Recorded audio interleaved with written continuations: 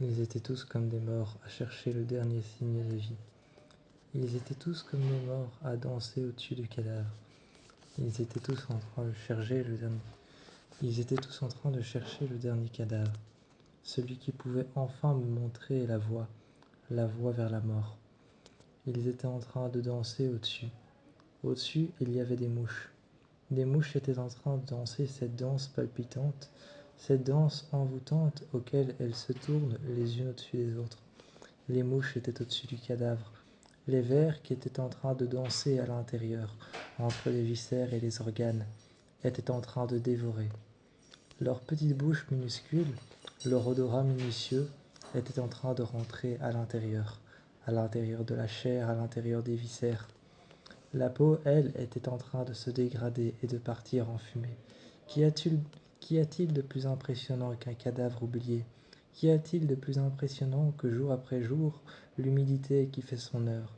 Qu'y a-t-il de plus impressionnant qu'un cadavre mutilé? Qu'y a-t-il de plus impressionnant qu'un fou allié? Qu'y a-t-il de plus impressionnant qu'un cadavre mis dans une cheminée? Lorsqu'on l'a trouvé, c'était là qu'il était situé. Je ne pus m'empêcher de le regarder. « À l'aide! À l'aide !» criait-il, « à l'aide !» criait-il. Quand il était poursuivi et qu'il était encore vivant, quels ont été ses derniers mots? Quels ont été ses derniers mots? Quelles ont été ses dernières paroles? Aidez-moi, à l'aide, je vous en supplie. Je ne sais pas, mais je n'aime pas le savoir. Je n'aime pas penser ou concevoir.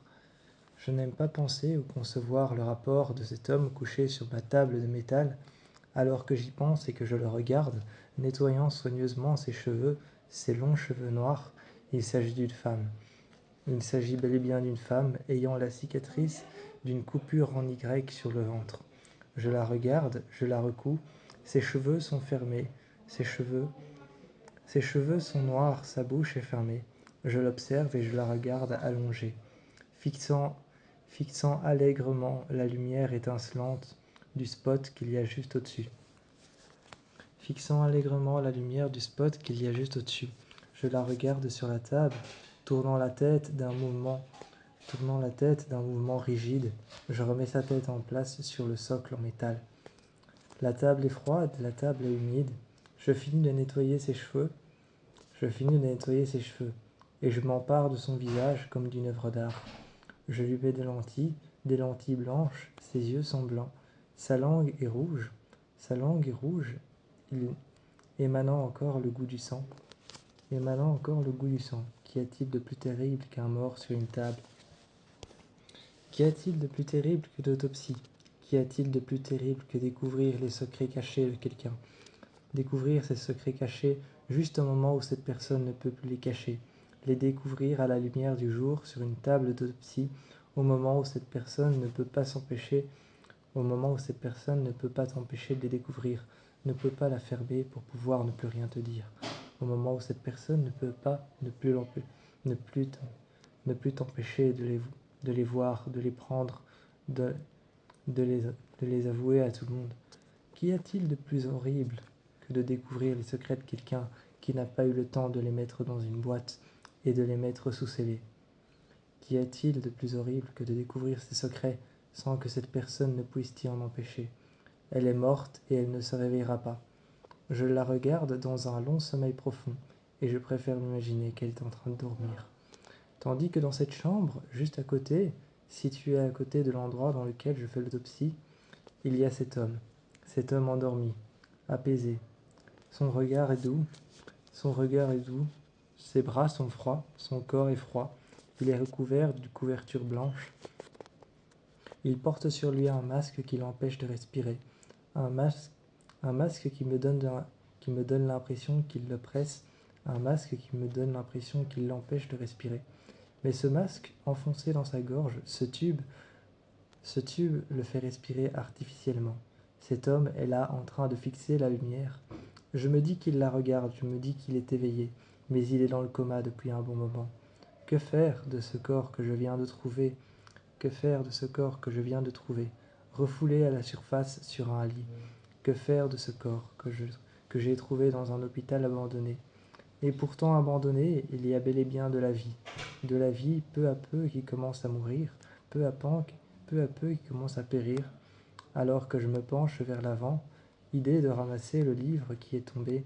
J'ouvre ce livre, ce n'est qu'une simple Bible.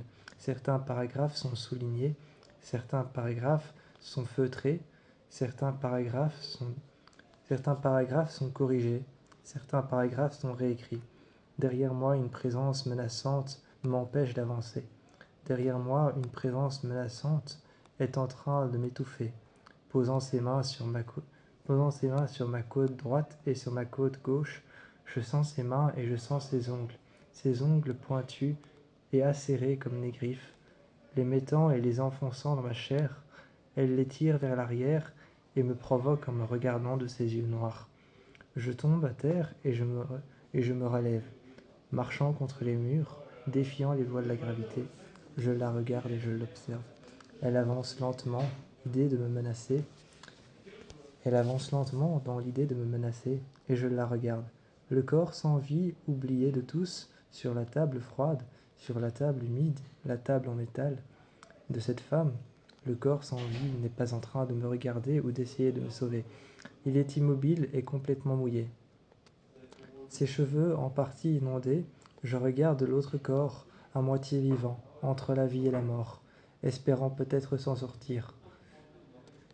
Espérant peut-être s'en sortir, j'essaie de regarder ce corps encore en vie, et je me dis que s'il y a des chances, je finirai peut-être comme lui, entre la vie et la mort, essayant peut-être de passer outre une porte, ou alors essayant de passer entre une porte, essayant de rejoindre le paradis ou l'enfer, essayant de passer outre les obstacles qui lui sont mis sur son chemin, essayant de revenir au paradis ou de revenir à la vie, essayant de faire en sorte que cette force qui est en train de me manipuler, qui est en train de m'agresser, qui est en train de me traîner contre le sol.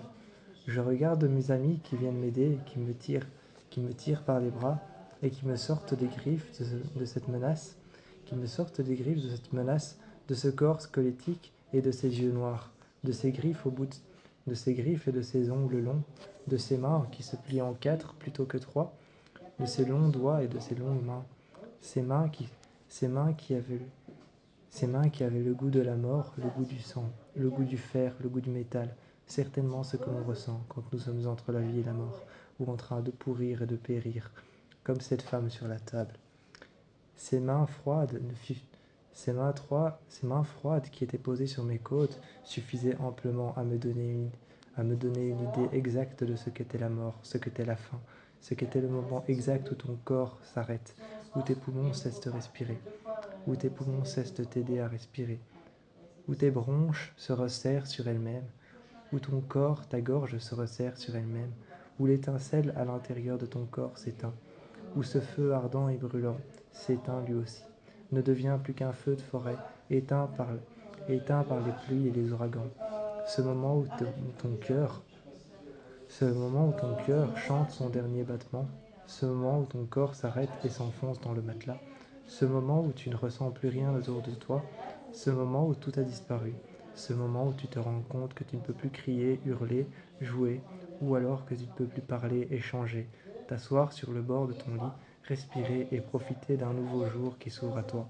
Ce moment où tu fermes les yeux pour la dernière fois et que ton âme devient passager, libérée de ton corps qui n'était que la prison, qui n'était que la prison de ton âme, emprisonnée à l'intérieur. Elle se libère enfin de ton corps qui n'était qu'un prisonnier, qui n'était qu'un passager au final, un passager au final de toute ta vie.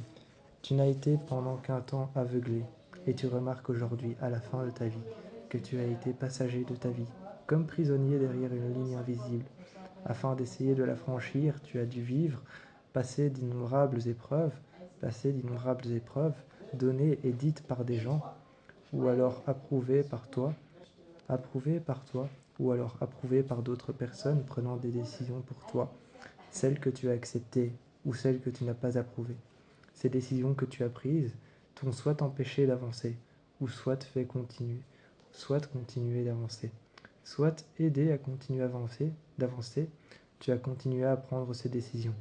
La vie s'est faite ainsi, et lors de ton dernier soupir, de ton dernier regard, De ton dernier moment auprès de tes proches, tu t'es réveillé dans cet hôpital sordide, cet hôpital aux murs délabrés, cet hôpital aux murs hantés par le passé, hantés par toutes les personnes qui y sont mortes. Moi, j'y suis mort et je ne m'y suis pas réveillé. Comment savoir si je me suis réveillé un jour? Lorsque je réouvre les yeux, ce n'était pas le paradis, mais ce même hôpital hanté. Derrière moi, une force surnaturelle, une ombre me regarde depuis depuis le petit écran qui fait du bruit. Les battements de cœur affichés sur l'écran sont en train de me faire ce bruit incessant, résonnant dans mon oreille, comme à l'intérieur d'une cathédrale. Derrière moi, cette ombre me cache la vue d'un écran blanc, illuminant illuminant l'intérieur de la pièce, l'intérieur de ma chambre d'une lumière blanche incessante que je ne peux m'empêcher de regarder. En plus du luminaire qu'il y a au-dessus de moi, que je peux voir vaciller, presque tomber sur moi, j'ai la peur au ventre, j'ai froid à l'intérieur de la gorge, ma gorge se resserre et je ne sais plus respirer correctement. J'ai l'impression qu'il va tomber, il est en train de vaciller, et toutes ces lumières qui se mélangent me donnent l'impression que je suis déjà mort. Je suis entre la vie et la mort, couché dans ce lit, comme cette personne à côté de moi, et j'entends les battements de mon cœur. Les battements de mon cœur ne m'encouragent guère à passer la porte pour pouvoir rejoindre le paradis, pour pouvoir rejoindre une deuxième vie.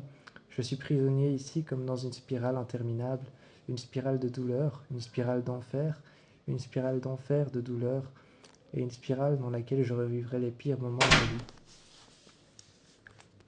Celles-ci, ces pires moments de ma vie que je continuerai à revivre, ne sont que douleur, enfer, et ne sont que poison pour moi. Je continue à avancer, mais lorsque j'avance un peu plus loin, une porte se rapproche. Je la franchis et je brandis alors mon élan pour pouvoir d'un pas avancer. Brandissant mon élan, d'un pas j'avance et je m'assieds à ce lit. Je m'assieds à ce lit, je m'accroche au devant de ce lit, et je vois des pieds sous la couverture. Je tire la couverture et je vois un regard, une femme me regarder. Elle se lève et me passe la main sur le visage. Je me dis peut-être que cette femme est vivante. Seulement est-elle peut-être somnambule?